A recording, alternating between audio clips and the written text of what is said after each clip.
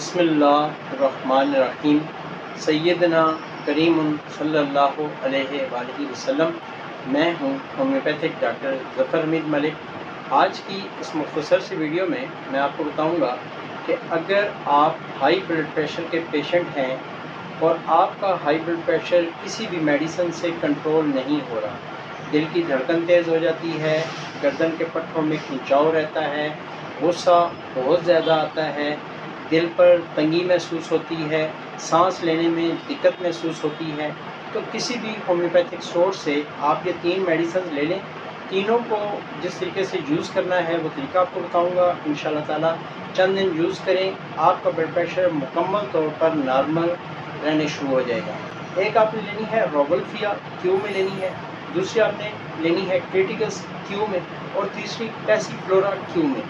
تینوں کے 10-10 قطرے آدھی پیالی پانی میں ڈال کر صبح دوپہر شام کھانا کھانے سے پہلے یوز کریں۔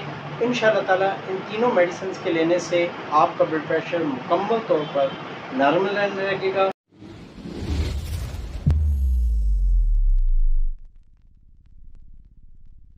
انشاءاللہ تعالیٰ بہتری آ جائے گی۔ اپنی دعاؤں میں مجھے چیز کو یاد رکھیں۔ Thank you very much. السلام علیکم ورحمۃ اللہ وبرکاتہ۔